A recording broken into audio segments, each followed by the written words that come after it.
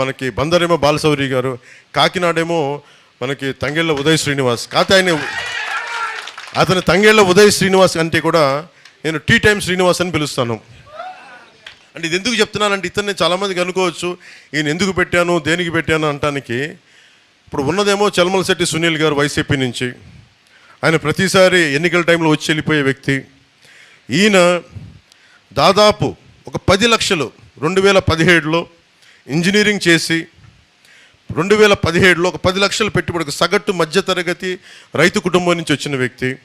ఒక 10 లక్షల పెట్టుబడితోటి ఒక టీ టైం, ఎక్కడ కాఫీ డే, బరిస్టా ఇలాంటివి కాకుండా చాలా చిన్నపాటి టీ షాపులు మన ఊళ్ళో కూర్చొని మాట్లాడే, మోడీ గారు చెప్పినట్టు చాయ్ పే చర్చలాగా, మోడీ గారు చెప్పినట్టు చాయ్ పే చర్చలాగా మనం కూర్చొని టీ టైం మాటలు అని చెప్పి కూర్చొని అందరూ ఆ వయసులో అందరూ కూర్చొని విలాసాలకి వినోదాలకు వెళ్తుంటే ఈ యువకుడు మటుకు కూర్చొని నేను ఏదైనా సాధించాలని కూర్చొని ఒక చిన్నపాటి కాన్సెప్ట్ క్రియేట్ చేశాడు.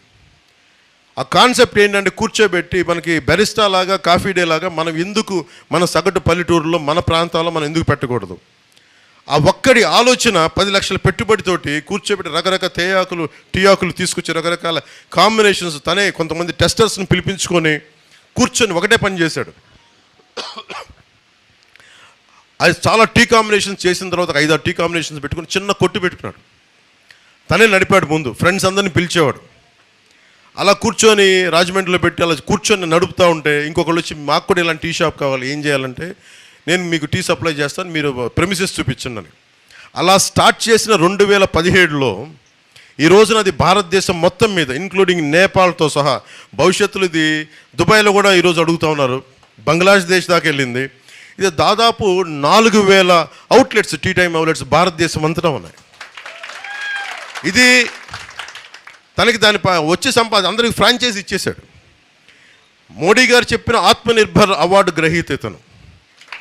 దాదాపు 100కు పైగా అవార్డులు, బెస్ట్ ఎంటర్ప్రెన్యూర్, బెస్ట్ సిఇఓ, ఇలా తీసుకుంటే ఒక లిస్ట్ ఆఫ్ అవార్డ్సే ఉన్నాయి టీ టైమ్ ఉదయ్ గారికి.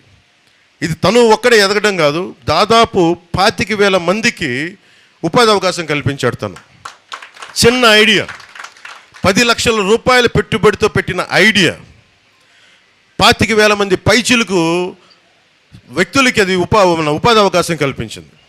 అలాగే దాంట్లో 1100 మంది, 4,000 అవుట్లెట్స్ ఉంటే 1100 మంది మహిళలే ఉన్నారు. 1100 మంది మహిళలు అంటే ఇంట్లో ఉండి, ఇంటి ముందే చిన్న వసారా ఉంటే వసారాలో టీ టైం అని పెడితే అది వాళ్ళకి సెల్ఫ్ ఎంప్లాయ్మెంట్ అయిపోయింది.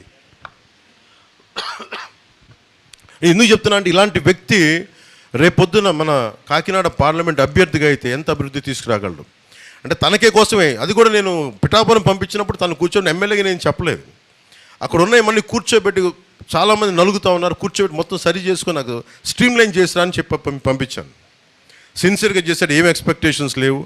యాక్చువల్లీ నేను ఏం చెప్పానంటే 2029లో నువ్వు పని చేసుకుంటే అప్పుడు నీకు ఇస్తానంటే, కానీ అతని ప్రతిభని, అతని సమర్థతని గమనించిన తర్వాత ఖచ్చితంగా ఇతన్ని ఈ ఎన్నికల్లోనే ఎంపీగా నిలబెట్టాలి. అంటే ఈయనకి చలమలశెట్టి సునీల్ గారికి ఒకటే తేడా, ఇతను 25,000 మందికి ఉపాధి అవకాశం కల్పించాడు, 1100 మంది మహిళలకి సెల్ఫ్ ఎంప్లాయ్మెంట్ కల్పించిన వ్యక్తి.